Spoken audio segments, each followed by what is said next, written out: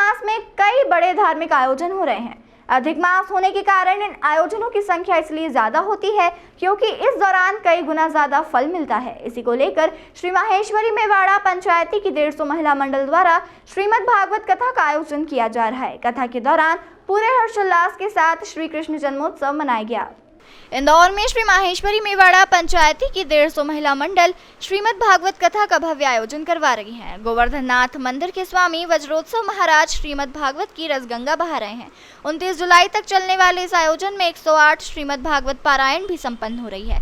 श्री माहेश्वरी मेवाड़ा पंचायत थोक 150 महिला मंडल युवा मंडल द्वारा श्री माहेश्वरी मेवाड़ा सार्वजनिक ट्रस्ट के तत्वावधान में कथा का आयोजन चल रहा है। बता दें कि श्रीमद् भागवत कथा का आयोजन 29 जुलाई तक चलेगा। कथा के दौरान आज सबसे पहले वामन अवतार, फिर नरसिंह अवतार और फिर राम अवतार होने के बाद पूरे हर्षोल्लास के साथ श्री कृष्ण जन्मोत्सव मनाया गया। कृष्ण जन्म के दौरान जो नंदोत्सव मना वो देखने लायक था। भगवान कृष्ण का जन्म होते ही भक्त झूम उठे और भजनों पर खुशी खुशी थिरकने लगे।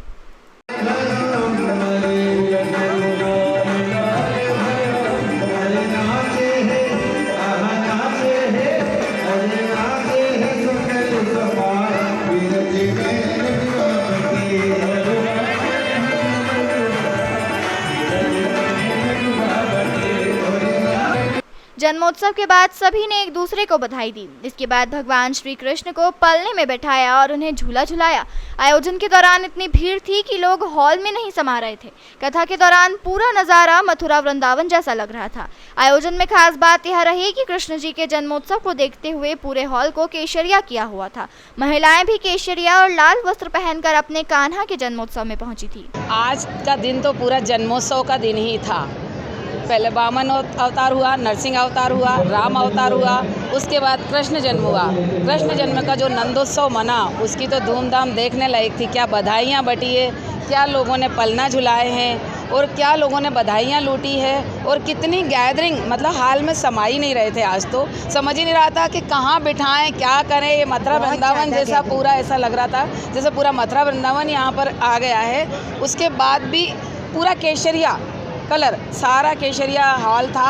और आज हमने बाबा साहब का सम्मान किया। उनको जो अवार्ड मिला था उसके लिए उनको हमने प्रशस्ति पत्र दिया हमारी संस्था की तरफ से। पूरा आयोजन में महिलाओं की किस तरह की भागीदारी देखते हैं? पूरी महिलाओं की, हमारी पूरी महिला मंडल की टीम की भागीदारी है। हमने सभी समितियां बनाई है जैसे कि मंच सज्जा समिति, पांडाल समिति, आरती थाली समिति और उत्सव समिति, भोजन समिति, प्रसाद वितरण समिति, भोजन पास वितरण समिति। और वो सब अपनी जिम्मेदारियां प्रॉपर तरीके से संभाल रही है और संभाल के पूरा जो हमने 3 महीने लोड लिया, अभी हम बिल्कुल हल्के हैं। सब अपने अपने काम प्रॉपर तरीके से सब कर रहे हैं, सारे पोस्ट होल्डर, सारी महिला मंडल। नहीं, पुरुषों का सपोर्ट पीछे से रहता है, आगे हम बढ़ते हैं पर पीछे से सपोर्ट। वो राजनीतिक एरिया में आगे बढ़ते हैं, हम धार्मिक एरिया में आगे बढ़ते हैं। भक्त और भगवान की जय, कृष्ण कन्हैया लाल की जय। ये बहुत प्रसन्नता की बात है कि अधिक मास पुरुषोत्तम मास में माहेश्वरी समाज मेवाड़ा पंचायती 150 थोक महिला मंडल युवा मंडल के द्वारा यह अनुपम अद्वितीय अष्टोत्तर शत 108 श्रीमद् भागवत का एक दिव्य भव्य अनुष्ठान भक्ति भाव के दिव्य प्रयोजन से किया जा रहा है। आज भगवान नरसिंह का जन्म हुआ, वामन का जन्म हुआ, श्री रामचंद्र भगवान का जन्मोत्सव मनाया तो मानो ऐसा लगा कि साक्षात हम त्रेता युग में अयोध्या नगरी में पहुंच गए हों। और जब कृष्ण जन्मोत्सव मना तो आहा, कहना ही क्या, ऐसा लगा कि हम ही यशोदा मैया हैं, हम ही नंद बाबा हैं। इतने आनंद उत्साह से भगवान का नंद महोत्सव मनाया गया। यह इन वैष्णवों के भक्ति भाव का प्रताप है कि सर्वशक्तिमान प्रभु भी गोलोक धाम छोड़कर यहाँ गोकुल में विराजमान हो गए। यह दस्तूर गार्डन गोकुल धाम बन गया।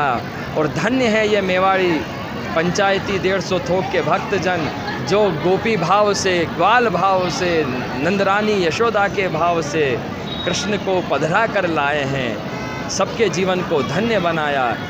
मैं पूरे आयोजन समिति को, विशेष करके श्री अजय जी को, सुषमा जी को, श्री ललिता जी को, सुनीता जी, अनीता जी को एवं सभी को प्रभु मैं अंतःकरण से शुभाशीर्वाद देता हूँ कि इसी प्रकार से धर्म ध्वजा यह धारण करते रहें और सनातन धर्म की जय विजय पताका फहराते रहें। जय हो। पुरुषोत्तम मास अधिक मास में श्रीमद् भागवत कथा का आयोजन मेवाड़ा थोक माहेश्वरी समाज ने 150 थोक महिला मंडल एवं युवा मंडल ने जो किया है, इसमें आज नरसिंह जन्म, वामन जन्म, श्री राम जन्म और श्री कृष्ण जन्म महोत्सव मनाया गया।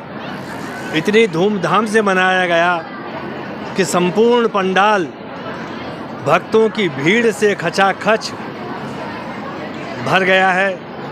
और इसमें नंद महोत्सव के साथ अति उत्साह से